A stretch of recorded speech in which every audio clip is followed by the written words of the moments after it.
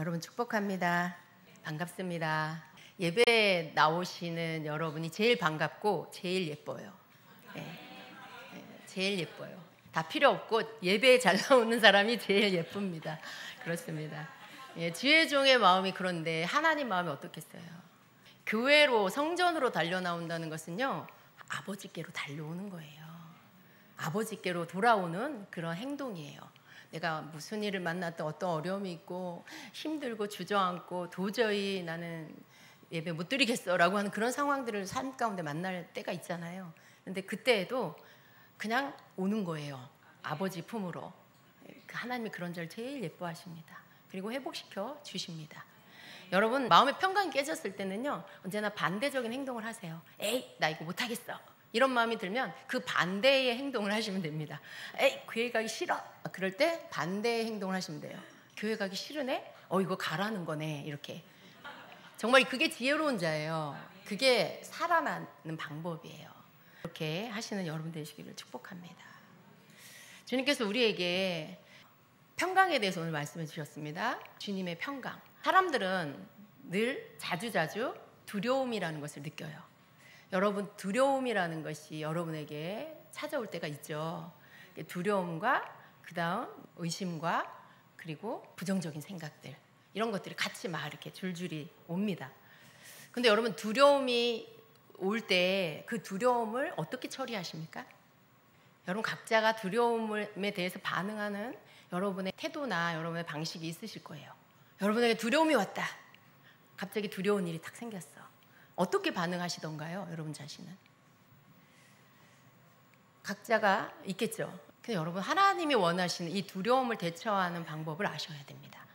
하나님은 우리가 두려움에 사로잡히길 원하지 않아요. 그리고 더 중요한 건 뭐예요? 하나님이 두려움을 보내지 않았다는 거죠. 사단이 두려움을 가져다 줍니다. 물론 두려움이 오게끔 어떤 일들이 있는 거죠.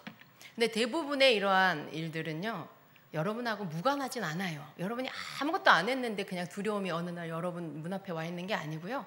그 두려움이 여러분을 찾아오도록 틈을 줬든지 문을 열어줬든지 여러분이 그렇게 하신 거예요. 그래서 그 두려움은 나랑 친구하자고 여러분을 찾아오는 것입니다. 그렇지만 하나님이 그것을 그대로 받아들이기를, 여러분이 막 두려움을 문을 열고 환영해 주길 원하시진 않아요. 사람들은 이렇게 말해요. 나에게 어떤 좋지 않은 일이 일어나면 하나님이 왜 나에게 이런 것들을 허락하셨지?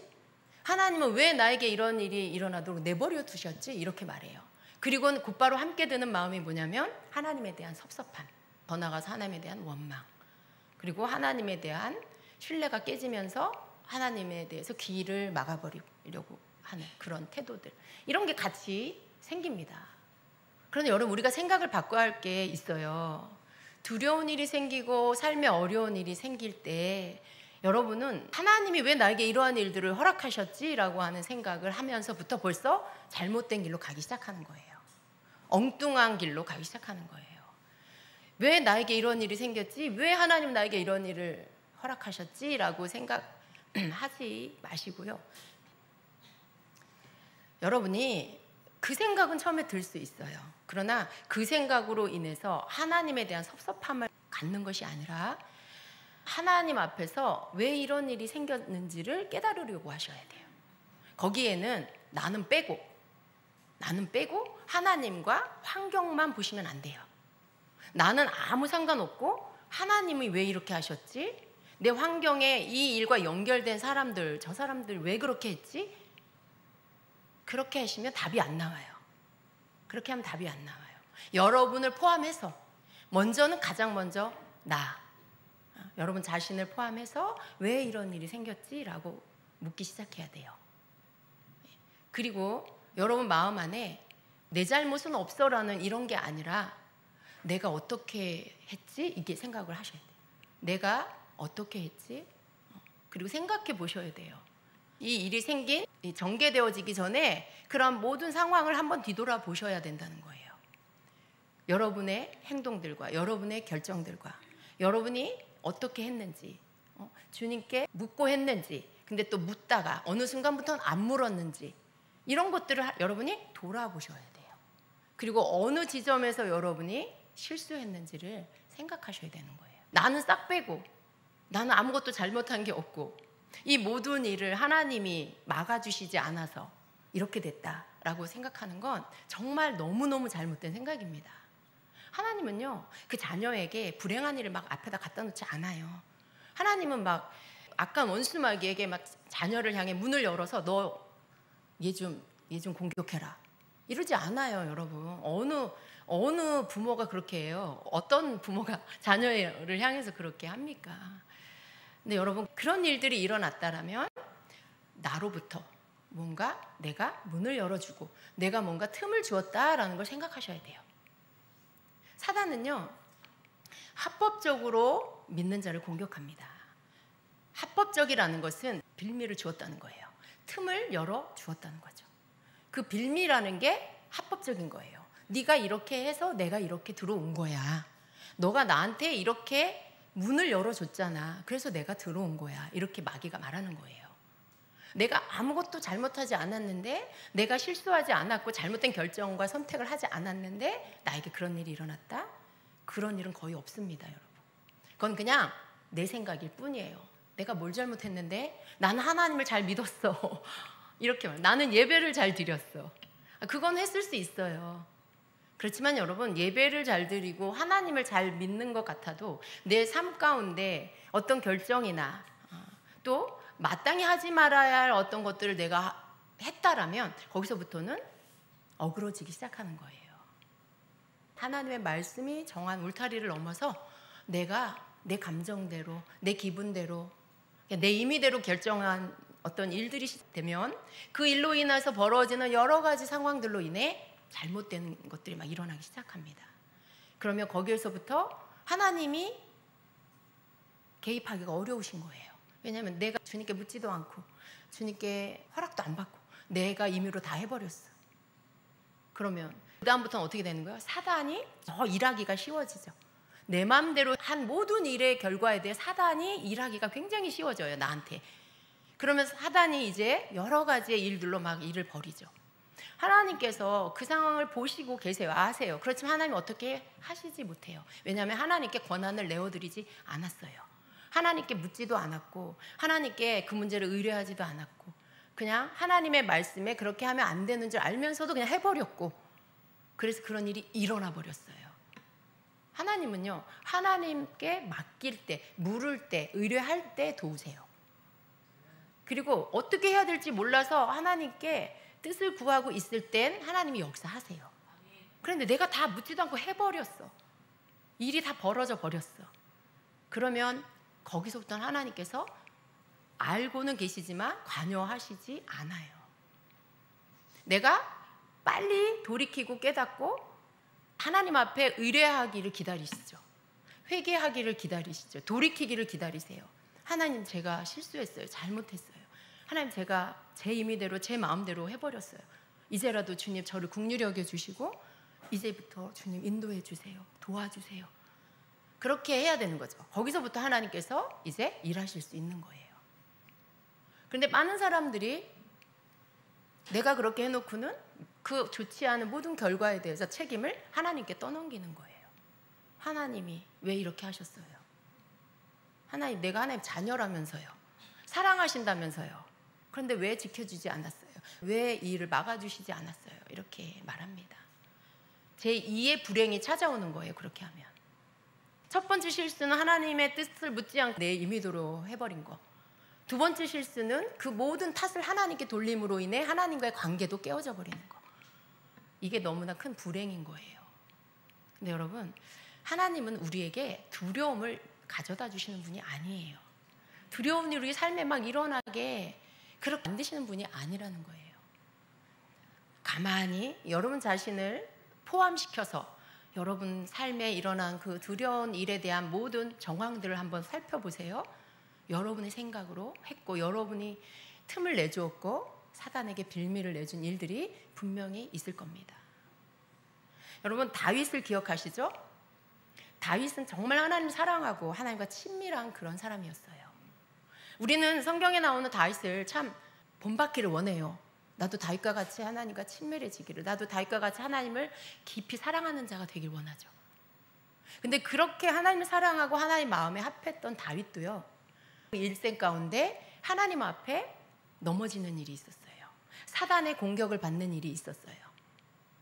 여러분, 다윗이 왕이 된 후에 늦게 오후에 일어나서 옥상을 거닐다가 목욕하는 여인을 보고 그리고 간음의 죄를 짓습니다. 간음죄를 져요. 자기 신하의 아내예요. 충성된 신하의 아내인데 그 아내를 불러다가 자기 아내를 삼아버려요. 그리고는 어떡합니까? 그 여인이 임신을 했어요. 근데 그 임신한 사실을 숨기려고 모의를 꾸미잖아요. 전쟁 중에 있는 신하를 불러와서 집에 가서 자도록 합니다. 그래서 자기가 동침하여 임신한 사실을 숨기려고 하죠. 그게 다 계획되어 있었어요. 다윗 생각 속에. 그래서 신하를 집으로 부르고 집에 가서 쉬고 가라고 이렇게 말을 합니다. 그것도 하루 이틀, 하루 저녁 사양하고 나니까 그 다음날 또 권하죠. 그런데 또 그는 자지 않고 다시 자기들의 동료가 있는 전쟁터로 나갔어요. 얼마나 충성된지 몰라요. 근데 그 일에서 끝나지 않고 다윗은 이제 그 신하를 죽이기로 계획하죠. 그래서 장군에게 편지를 써서 장군에게 전달하게 하고 그 편지 내용 안에 뭐라고 쓰였어요? 우리아를 극렬한 전쟁터의 한가운데로 내보내라. 거기서 죽게 하는 거예요. 전쟁에 화살을 맞고. 그래서 결국은 우리아가 죽습니다. 전쟁터에서. 그리고 이제 그 아내를 데리고 오죠. 밧세바를 데리고 옵니다. 임신 중이에요. 근데 그 아이가 태어났죠. 근데 그 아이가 아파요. 시름시름 앓아요. 다윗은 하나님께 금식하며 기도합니다. 이 아이를 살려달라고. 그리고 선지자가 와서 다윗에게 말하죠. 그 일에 대한 모든 걸 하나님 다 알고 계셨어요. 그 마음속에 품은 음모와 계획, 무슨 생각으로 그렇게 했는지까지 다 알고 계신 하나님. 그리고는 다윗을 책망하시고 거기에 대한 벌이 주어집니다. 그런데 그 일을 전하면서 나단 선지자죠. 그가 하는 말이 뭐냐면 왕이 사단에게 빌미를 주었다는 거예요. 왕이 원수에게 빌미를 주어서 이 아이가 죽을 거라는 거죠. 빌미를 주어서 이 아이가 죽는 거에 대한 이 두려운 일과 불안한 이 슬픈 일이 사단에게 빌미를 줘서 그가 그 일을 하고 있는 거예요. 하나님이 이 일을 막아주시지 않아요. 하나님이 이 일을, 이 아이를 죽지 않고 살도록 해주시지 않았어요. 왜냐하면 다윗이 자신이 빌미를 내주어서 사단이 공격하게끔 틈을 주었기 때문에 그래요. 빌미를 주었기 때문에 그 공격을 받는 거고, 그리고 그 아기는 죽은 거예요. 여러분, 이러한 원리가 성도의 삶에 동일하게 있습니다. 만일 다윗이 그런 일을 행하지 않았다면 그런 슬픈 일이 없겠죠. 그런 두려운 일이 없겠죠. 근데 다윗이 먼저 죄를 범했어요. 잘못을 행했어요. 그리고 그 일에 대한 열매, 그 열매에 대해서, 거기에 대해서 하나님은 막아주시지 않아요. 물론 이것을 다 다윗이 깨닫고 난 후에는 회개합니다. 자기의 그 모든 것들을 회개합니다. 그리고는 하나님께서 그 죄를 씻어주시고, 그리고 다시 새 생명을 주시죠. 그 아이가 솔로몬이에요. 여러분, 우리 모두의 삶도 그렇다는 걸 우리가 알아야 돼요. 우리 삶에, 여러분 삶에 일어나는 어떤 불행한 일, 두려운 일, 슬픈 일이 나와는 상관없이 하나님이 지켜주지 않아서 그렇게 됐다, 이렇게 생각하면 안 된다는 거예요. 첫째, 하나님 그런 분이 아니세요. 우리 삶 가운데 그런 일이 일어나는 것은 내가 사단에게 무언가 빌미를 준 게 있다, 내가 사단에게 틈을 보인 게 있다라는 거예요. 마귀는요, 발을 들여놓을 틈만 있으면 들어와요. 그리고 우리 삶을 엉망으로 만들어요. 너 이렇게 했잖아, 너 내가 들어오도록 문을 열어줬잖아, 이러는 거죠. 그래서 그러한 일들 가운데 두려운 일들이 일어났을 때 우리가 먼저 깨달아야 할 건 하나님을 원망하고 하나님을 탓하는 게 아니고요, 나 자신을 돌아보는 일이 먼저 되어야 합니다. 우리가 말씀을 알아야 하는 이유가 여기에 있어요. 말씀을 알면요, 성령께서 우리 안에 말씀이 생각나게 해주세요. 그리고 그 일에 대한 답을 말씀으로 떠올려 주시기도 하고, 또 설교로 들은 말씀이 생각나게 하시기도 하고, 내가 읽은 성경이 생각나게 하시기도 하고, 묵상한 말씀이 떠오르게 하시기도 하고, 이렇게 하시면서 우리로 하여금 깨우쳐 주시는 거예요. 그랬을 때 가장 먼저 해야 될 게 뭘까요? 회개인 거예요. 그 모든 일들을 바로 잡으려면, 바로 잡는다는 건 없었던 일로 한다는 게 아니라 그런 모든 것들을 딛고 거기에서 주저앉아 있는 게 아니라 이제는 딛고 일어나는 거. 이게 회복이죠. 이게 다시 회복하는 거예요. 그렇게 되려면 어떻게 해야 될까요? 회개함으로, 다윗과 같이 회개함으로 털고 일어나는 거예요. 하나님이 내가 회개할 때 용서해 주신다는 것을 믿는 거죠. 회개하는 마음은요, 아, 내가 잘못했구나, 이걸 깨닫는 거예요. 아, 내가 잘못했구나. 하나님이 안 막아주신 게 아니라 내가 잘못했구나. 내가 빌미를 내줬구나. 틈을 내줬구나. 내가 잘못 행동하고 잘못 결정했구나. 이걸 인정하고 그걸 고백하는 거예요. 하나님, 제가 잘못한 거예요. 하나님, 제가 잘못된 선택을 했어요. 제가 틈을 내줬네요. 그걸 회개하는 거예요, 하나님께. 내 잘못을 인정하는 것. 그리고 하나님의 용서를 구하고 긍휼을 구하는 거예요. 하나님, 저를 용서해 주세요. 제가 어리석었습니다. 제가 너무 어린아이 같았고 몰랐습니다. 하나님, 제가 하나님께 묻지 않았습니다. 하나님, 저를 용서해 주세요. 그리고 어떻게 해요? 하나님, 저를 긍휼히 여겨 주세요. 저를 회복시켜 주세요. 그렇게 기도하는 거, 그게 필요해요. 그 이후에 하나님께서 여러분에게 은혜를 주시는 거예요. 여러분의 진심의 회개가 올라가고요, 하나님의 긍휼을 겸손히 구하면요, 하나님께서 위로부터 여러분에게 부어주세요. 실제로 몸이 느껴요. 여러분 육체가 느끼는 기름 부음이 임해요. 회복의 기름 부음이에요. 여러분의 치유의 기름 부음이에요. 여러분의 그 마음에 껴있던 것들, 여러분은 그 일로 인하여 계속 묶여있는 어떤 상황들을 다 주님이 치유해 주세요. 다 그것들을 털어내 주세요. 그리고 일으켜 주세요. 일어나라. 내가 너를 용서했고 너에게 회복을 명한다. 그리고는 주님과 하나님과의 관계가 회복이 되는 거예요. 그리고 거기서부터는 다시 새로운 출발이 시작되는 거예요. 여러분, 다윗이 회개하고 용서받은 후에 얻은 아들이 솔로몬이고요. 그 솔로몬은 다윗의 많은 아들 가운데 그가 왕이 됐어요. 솔로몬을 하나님이 왕으로 세워주셨어요. 그 솔로몬에게 전무후무한 하나님의 지혜를 주고 부귀와 영화를 주었어요. 이게 하나님의 사랑이에요. 회개하고 돌이키는 자에게 하나님은 하나님과 그 사람의 관계를 깨뜨리지 않아요. 하나님은요, 관계 회복하기를 원하시고 우리가 하나님께로 돌아오기를 원하시고 돌아오기만 하면 용서하시고 다시 새롭게 해주시는 게 하나님 아버지의 사랑이에요. 신약에도 나오는 탕자, 그 둘째 아들의 아버지와의 재회를 생각해 보세요. 그 아들을 향한 아버지의 사랑을 우리가 알고 있잖아요. 자기 마음대로 살다가 자기 돈도 아니고 아버지 돈인데 자기 몫이라고 자기 돈인 양 가서 마음대로 자기 마음대로 산 그 아들을 아버지는 기다리시잖아요. 돌아오기를 계속 날마다 저 공구박 그 어귀에 그 아들의 모습이 보일까 내다보는 아버지의 마음. 아버지는 돌아오기를 바라시는 거예요. 나와의 관계를 회복하기를 기다리고 계시는 거죠. 그래서 아버지께 돌아오면 어떻게 해요? 다 씻어주시고 새 옷을 입혀주시고 가락질 끼워주시고 새 신발을 신겨주시고 그 신분을 다시 회복시켜 주시죠. 이게 아버지의 사랑이에요. 이게 하나님 아버지예요.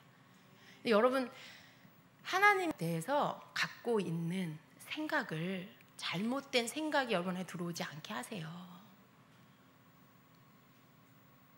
여러분이 잘못해서 저질러 놓은 일을 하나님 왜 나를 안 지켜줬냐고 이렇게 하는 거 하지 마세요. 이제는 하나님 왜 나를 보호해 주시지 않아요? 왜 이 일을 안 막아줬냐고.